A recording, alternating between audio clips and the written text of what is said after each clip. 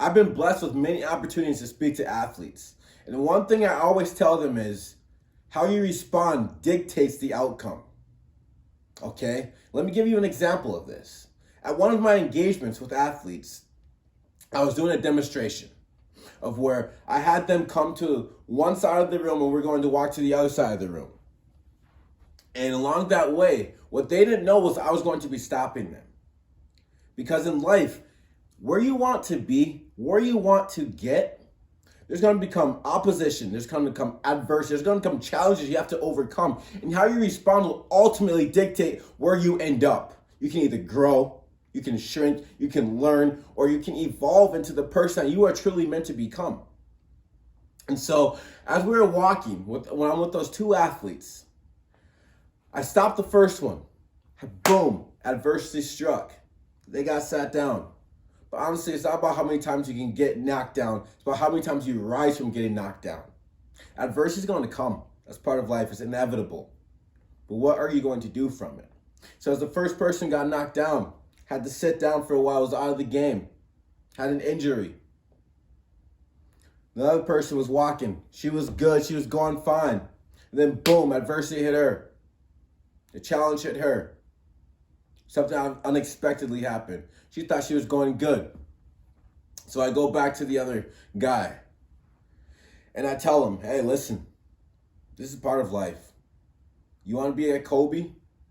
Ultimately, he had his battles too. You want to be like Brady? He was the last pick, last round. You want to be great? Things are going to happen in life. You're going to have to face the opposition. You have to face the adversity. And you have to become a better person, a stronger person. You have to respond in the proper manner. So he got back up, stronger, better. And I encouraged him. Make sure you learn from this. Make sure you learn from whatever just knocked you down. How can you become better from this? Because each and every single circumstance will give us an opportunity to grow. Each and every single circumstance will give us an opportunity to see life and learn a lesson from life. Each and every single opportunity is preparing us for the next hill that we have to overcome. And so as he was busy getting back up, I asked him, what can you do to make sure that not only you're more prepared, but you can help someone else in their own life? And with that, he went over to the girl who was knocked down, where adversity had struck. Because he got knocked down. Then later on, he saw her get knocked down. And sometimes in life, you have to go help another person up. You have to go be the person to say, hey, listen, I know what you're going through. I've been there. I felt it. I'm going to help you up. Because on this earth, it's not what we can get. It's what we can give.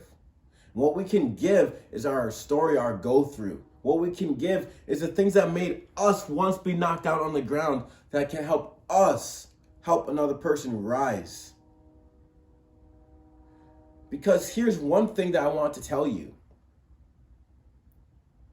It's not always what you can get.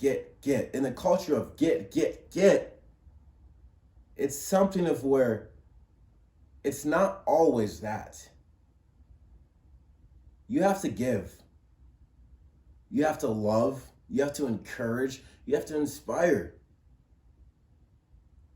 But what are you currently struggling with? What are you currently not giving? What are you currently not giving in your own life? Because in order to give, you have to get something. But you have to get something inside of here. In order to encourage someone, you have to encourage yourself. In order to love someone, you have to love yourself. In order to encourage someone to be disciplined, to sacrifice, you have to be disciplined and willing to sacrifice in your own life. I'm going to tell you a story about Kobe Bryant. Obviously one of the greatest. He's considered to be my GOAT. I think he's the greatest of all time, if you ask me, but I don't think you are asking me.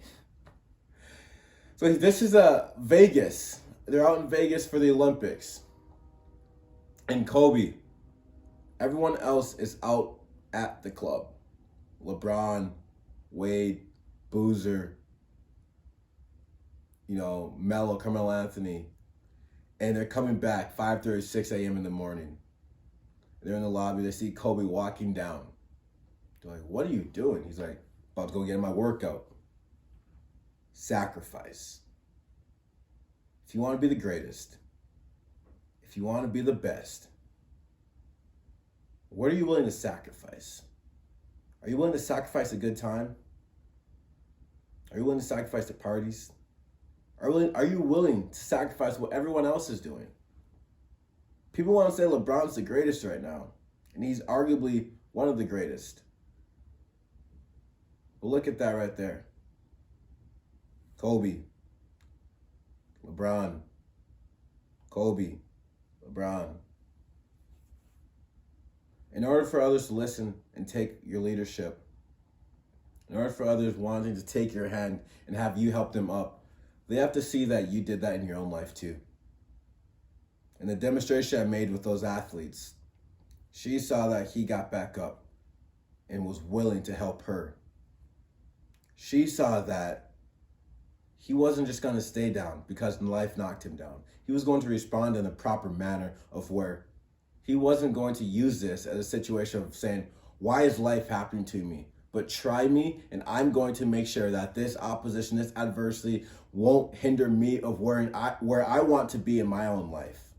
I'm going to make sure that I respond because this outcome is up to me. Life's outcome does not make it for me. I make my own outcome.